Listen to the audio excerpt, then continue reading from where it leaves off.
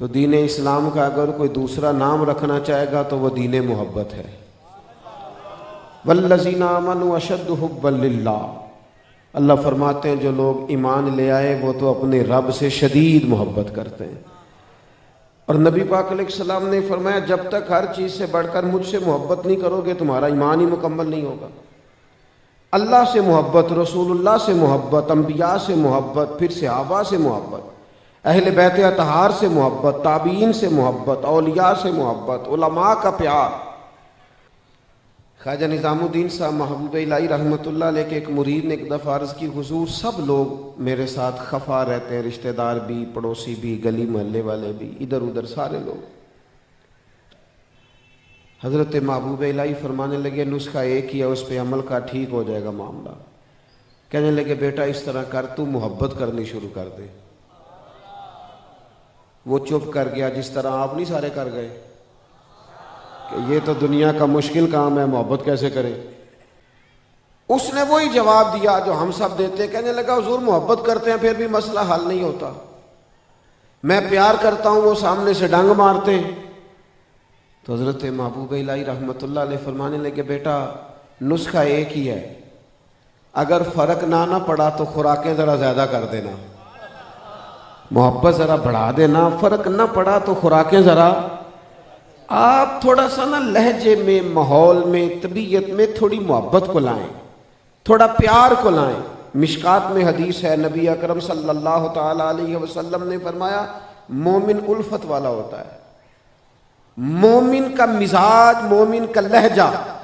فرمایا مومن محبت والا ہوتا ہے۔ اور حضور فرمانے لگے اس میں کوئی خیر نہیں جو نہ پیار کرے نہ اسے کیا جائے۔ آپ کو پورا پورا باب ملے گا کتب احادیث میں اللہ کی رضا کے لیے محبت کرنا، اللہ کی رضا کے لیے بغض رکھنا، پورا پورا باب ملے گا کہ پیار کرو۔ اور نبی پاک علیہ الصلوۃ والسلام فرماتے ہیں قیامت کے دن اعلان ہوگا، اعلان ہوگا، وہ کہاں ہیں وہ لوگ جو خالص میری رضا کے لیے آپس میں پیار کرتے تھے۔ وہ لوگ حاضر ہوں گے، کوئی دنیاوی مقصد نہیں، کوئی ووٹ کا، کوئی نوٹ کا، کوئی داد کا، کوئی امداد کا، کوئی کسی قسم کا تعلق نہیں، فقط اللہ کی رضا کے لیے محبت کرتے۔ تو رب کریم فرمائے گا آج میرے عرش کے سائے کے علاوہ کوئی سایہ نہیں، تم چونکہ میری رضا کے لیے آپس میں محبت کرتے تھے، آج میں تمہیں اپنے عرش کا سایہ عطا کروں گا۔ خود نبی پاک علیہ السلام نے فرمایا ہے، حضور فرماتے ہیں سارے نبی ستائے گئے، میں اللہ کا محبوب ہوں، سب سے زیادہ تکلیفیں مجھے آئی ہیں۔ آپ سرور کائنات علیہ السلام کی سیرت مبارکہ کو پڑھیں، 13 سال مکے کے کیا کیفیت رہی، اور پھر جب سرکار مدینہ طیبہ تشریف لے آئے تو یہاں کبھی بدر میں تلواریں چمک رہی ہیں، کبھی احد میں 70 سے زیادہ لوگ شہادت کا جام پی رہے ہیں، کبھی خندق ہے، کبھی کچھ ہے، کبھی کچھ ہے، کبھی کافروں کی شرارتیں تو کبھی منافقوں کی سازشیں، ہمیشہ ماحول تلخ رہا۔ لیکن حضرت حارث ابن عبداللہ رضی اللہ تعالیٰ عنہ فرماتے ہیں میں نے اتنا مسکراتے کسی کو نہیں دیکھا جتنا مدینے والے محبوب مسکرایا کرتے۔ دکھ تو ساتھ ہی رہیں گے، آزمائشیں تو چلتی رہیں گی، ماحول تو کٹھن سے کٹھن آتا رہے گا، یہ تو حالات ساتھ رہیں گے، لیکن محبوب نے فرمایا تو نیکی کو چھوٹا نہ سمجھ، نہ کچھ کر سکے تو اپنے بھائی سے مسکرا کے مل لیا کر، اللہ صدقے کا ثواب عطا کر دے۔ لہجوں سے ذرا تلخی کو نکالیں، ذرا تلخی کو نکالیں۔ بلکہ بدر میں تلواریں چمکتی رہیں لیکن ساتھ ساتھ حضور کے حسن کا ذکر بھی ہوتا رہا۔ انہوں نے یہ بھی ہمیں بتایا کہ میدان خندق کے اندر بڑی سختی تھی، حالات کٹھن تھے، بتایا انہوں نے کہ خندق میں ہم جب خندق کھود رہے تھے تو ہمارے وجود پر ہم نے اپنے پیٹ پر پتھر باندھے ہوئے تھے، لیکن ساتھ انہوں نے یہ بھی ہمیں بتایا کہ جو چٹان ہم سے نہیں ٹوٹتی تھی ہم حضور کی بارگاہ میں عرض کرتے تھے، محبوب ضرب لگا کے فوراً توڑ دیتے۔ یہ بھی انہوں نے بتایا کہ اس وقت حالات سخت تھے، ٹھنڈ کڑاکے کی تھی، سارا کفر اکٹھا ہو کے آ گیا تھا، دفاعی جنگ لڑی جا رہی تھی، خندق کھودی جا رہی تھی، مدینے کا محاصرہ ہو گیا تھا۔ اور ساتھ یہ بھی انہوں نے بتایا کہ امیدیں اتنی زیادہ تھیں، تازگی اتنی زیادہ تھی اس کٹھن ماحول میں، اس قدر زیادہ امید چمکتی تھی کہ محبوب ایک ضرب لگاتے تھے چٹان پر تو فرماتے تھے لو بھی اللہ نے ملک شام کی کنجیاں ہمیں عطا کر دی ہیں، دوسری ضرب لگاتے تھے تو فرماتے تھے لو بھی ایران بھی فتح ہو جائے گا، تیسری ضرب لگاتے تھے تو فرماتے تھے لو بھی روم بھی ہمارا ہو جائے گا۔ صحیح حدیث میں موجود ہے، حضرت انس بن مالک فرماتے ہیں ایک بدو دیہاتی ان پڑھ بندہ حضور کی بارگاہ میں آیا اور نبی پاک علیہ الصلوۃ والسلام نے سرخ دھاری دار چادر کندھے پہ رکھی ہوئی تھی،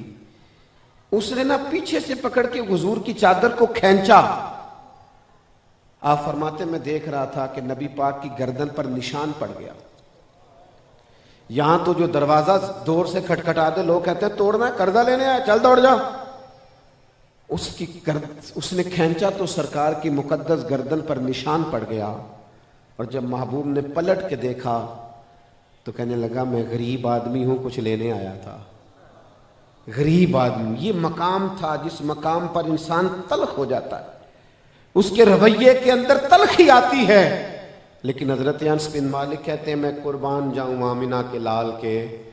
جب اس نے کہا نا میں کچھ مانگنے آیا ہوں تو محبوب نے اس کو دیکھ کر مسکرانا شروع کر دیا۔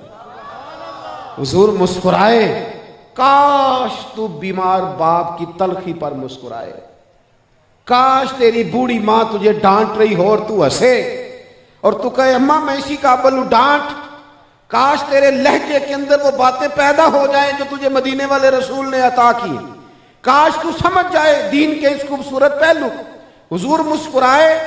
اور فرمایا دو پہاڑیوں کے بیچ جتنی بکریاں کھڑی ہیں ساری اسے عطا کر دو، کون دیتا ہے دینے کو منہ چاہیے، یہ دیکھو دینے والا ہے سچا ہمارا نبی۔ لہجوں کی سختی، رویوں کی تلخی، اور سارے ہی ناراض ہیں، سارے ہی تنگ ہیں۔ آپ جس سے پوچھ لیں کہتا میں پریشان ہوں، سامنے والا سکون میں ہے، میں پریشان ہوں۔ میں رات کو 2 بجے پنڈی سے واپس آیا تھا، اللہ نے توفیق دی تو میں اپنے ادارے کو صبح ٹائم دے کے 2 گھنٹے ادارے میں بیٹھ کے پھر 11 بجے سے گاڑی میں بیٹھا ہوں۔ میرے کئی دفعہ احباب مجھ سے سوال کرتے ہیں، گھر والے پوچھتے ہیں کہ آپ کبھی پریشان ہو کے گھر کیوں نہیں داخل ہوتے؟ تو میں کہتا ہوں اس لیے کہ میں یہ نہیں چاہتا کہ میرا پتر کہے جیڑا میرا ابا کام کرتا ہوں میں نہیں کرنا، یہ تو اوکھا ہی بڑا ہے، اتنا پریشان ہو کے گھر آتا ہے، او جی میں بڑا تنگ ہاں، دیکھو جی لوگ پریشان کرتے ہیں، صبح کہیں تھے، دوپہر کہیں تھے، شام کہیں تھے، کئی دفعہ ایک دن میں 3 ضلعوں میں اکٹھے ہی، تو بڑی مشکل ہے۔ میں اس لیے ہنستا ہوا گھر داخل ہوتا ہوں کہ میں اپنے بچوں کو بتاؤں کہ میں تو جدھر جاتا ہوں پھول ہی گرتے ہیں،